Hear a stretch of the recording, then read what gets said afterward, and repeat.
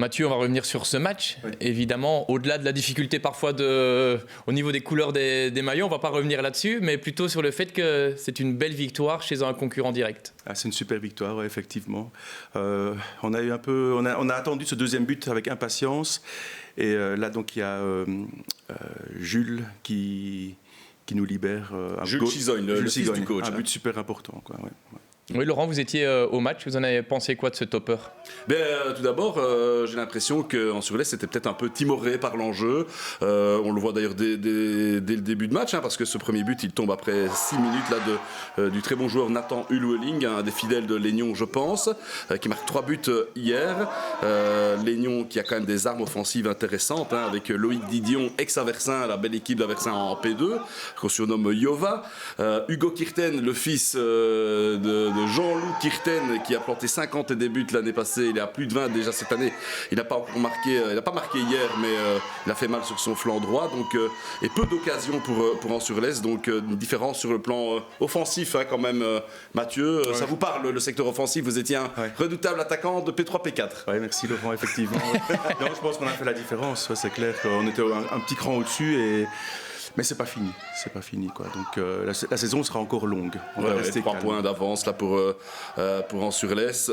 On peut souligner aussi qu'il y avait du fair play, de la correction, du respect, un arbitrage par un petit arbitre là qui a pas mal d'expérience, qui vient de la province de Liège, qui découvrait aussi un petit peu le décor namurois, et une belle assistance autour du terrain, et pas mal de supporters de Légnon aussi. Donc c'est bien pour la P4 de vivre ce genre de moment. On a parfois des victoires insignifiantes avec parfois 10 buts d'écart, et là des matchs au sommet comme ça, ça fait plaisir pour le comitard que vous êtes. Ouais, c'est clair. C'est clair que voilà, tu as des grandes différences entre certaines équipes. Là, il y a quelques équipes qui sont dans le wagon de tête, je veux dire. C'est pas fini, on va devoir être attentif à chaque rencontre. Je veux dire, chaque semaine est un piège. On l'a vu la semaine dernière, on avait perdu nos 2 premiers points contre Aversin. Donc voilà. Qui a encore ennuyé une grosse équipe aujourd'hui, on le verra tout à l'heure sur les images. Quelques jeunes joueurs aussi dans votre équipe. On a vu Louison Valange à l'interview, il y a les fils du coach. Un bon mix. Un super mix, c'est ce que je voulais te dire. On est ici à Légnon, il y a vraiment l'équilibre parfait entre la maturité, l'expérience et cette jeunesse, et beaucoup de maturité, même dans ces jeunes joueurs. Et je pense que c'est aussi la clé de la réussite de cette équipe-là. Elle a pris en maturité par rapport à l'année passée, tout simplement. Ils sont jeunes, donc forcément c'est le cas. Oui. Il y a eu un switch au niveau du T1, T2. Voilà. Avec Jérôme... Jérémy est repassé T2. Renoir. Non, Jérémy Van Spandong. Pardon, oui. Voilà, qui a déjà amorcé ce super travail. Ensuite, qui revient comme joueur, c'est ça? Oui, mais malheureusement blessé. D'ailleurs, on pense bien à lui. On espère le revoir sur les terrains encore pour achever le travail avec nous. Mais alors, Nico Chizogne, voilà, a repris le travail, et peu importe. Je pense qu'aujourd'hui, la sauce a pris. Ça a l'air carré avec lui. Ah oui, c'est carré. C'est carré, mais les joueurs suivent. Et je pense qu'en P4, c'est pas toujours facile d'avoir tout le groupe avec toi. Mais là, tout le monde suit. Et tout le monde y croit. Et c'est ce qui fait la réussite de ce noyau. Moi, je suis super fier d'eux, en tout cas. Je peux leur dire. Et alors, on peut parler aussi du phénomène Hugo Kirten. Il n'a pas marqué hier, mais il a quand même pesé. Il a marqué 50 débuts l'année passée dans une équipe de milieu de classement. Il est bien parti encore cette année. Comment vous avez fait pour le garder?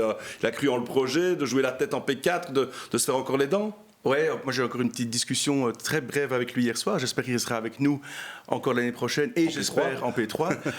Et c'est possible. Mais voilà, moi je pense que pour ces joueurs, moi qui étais un amoureux du foot, c'est important de pouvoir jouer, tout simplement. À un moment donné, peut-être qu'ils n'ont pas l'occasion de s'exprimer dans leur club formateur. Passer par Légnon, c'est une fierté pour nous aussi de pouvoir être un tremplin pour ces joueurs. C'est génial.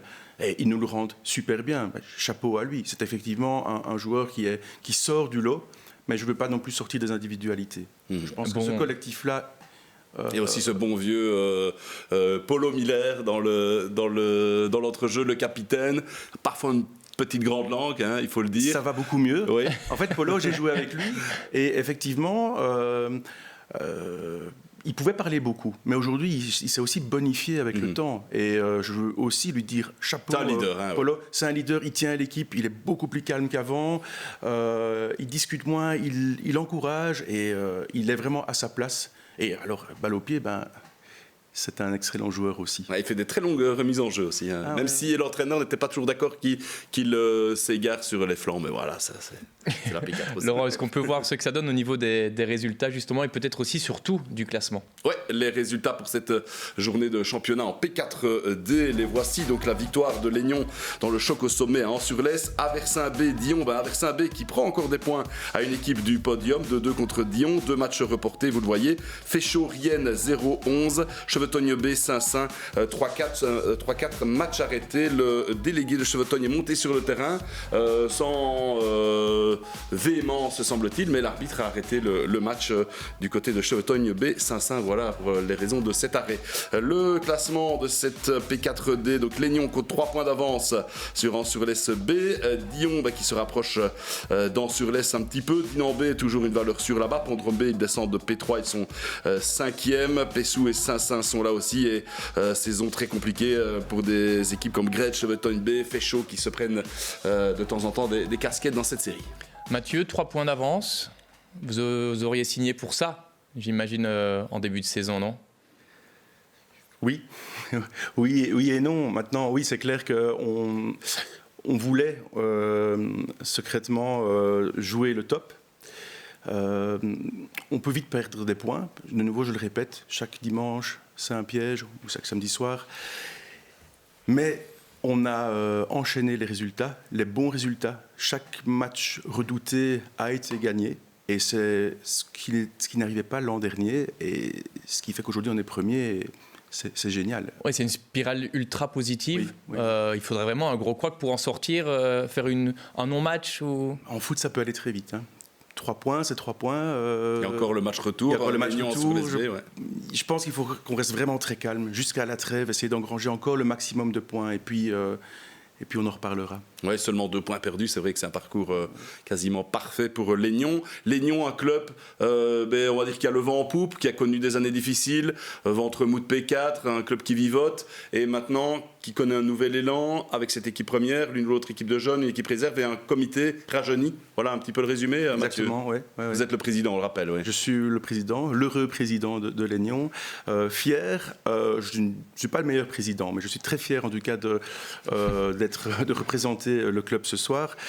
On a effectivement, donc, en 2020, voulu redonner un nouvel élan à Léignon. Le pari était compliqué. Maintenant, la mentalité, la philosophie de Léignon était toujours orientée jeu, foot, bon esprit. Je vous arrête, mais pourquoi c'était compliqué? La reprise? Oui. Mais voilà, parce qu'on avait aussi dû succéder à deux monuments à Léignon que je salue très bas ce soir.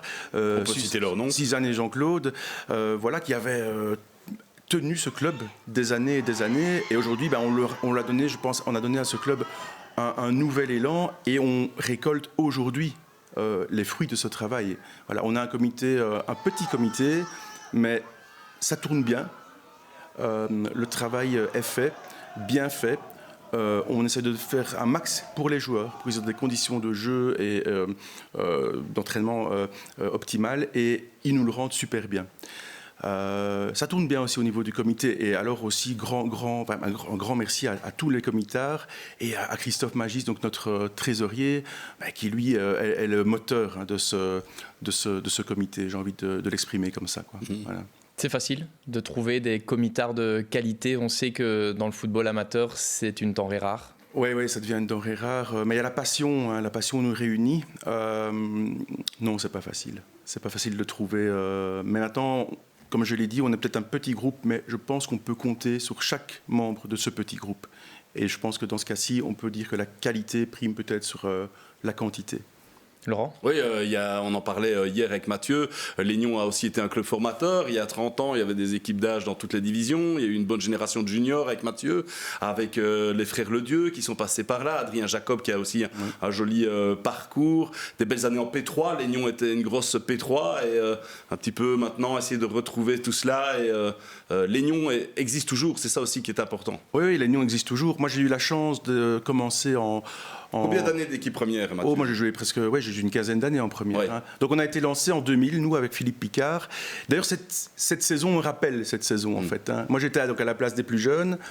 On a eu la chance, justement, grâce à Suzanne et Jean-Claude et au comité de l'époque, Jean-Claude Floquin, de pouvoir évoluer, de pouvoir jouer au football. Aujourd'hui, j'ai envie de rendre ça aux plus jeunes, hein, dire allez, maintenant c'est moi qui vais vous encadrer, vous permettre de vous exprimer, de jouer simplement au football, un sport qu'on aime, c'est une passion commune. Donc en 2000, on était monté via le tour final, perdu mais via. Ouais. Une année en P2 très compliquée, donc 2001-2002, très compliqué. Et alors, oui, comme tu l'as dit, un club de P3 en général, rétrogradé en P4 quand la P4 avait été supprimée, et donc on était vite remonté, mais via une seconde place en 2004. Dernier titre de champion de Lénion en 92 avec Luc Fontaine. Dernier titre de l'équipe première. Il y a 36 ans. Alors il y a eu des montées et des descentes, mais chaque fois par le tour final. Ça, ce serait vraiment... je pense souvent à lui et je le croise de temps en temps au bord du terrain de Lénion. Je le salue bien sûr. Et ce serait vraiment génial après 36 ans, si je compte bien. 34 ans. 34, oui. 34, ce serait vraiment génial de retrouver le titre, quoi, à Lénion, quoi. C'est plus savoureux, hein, je pense, de monter via un titre. Ouais.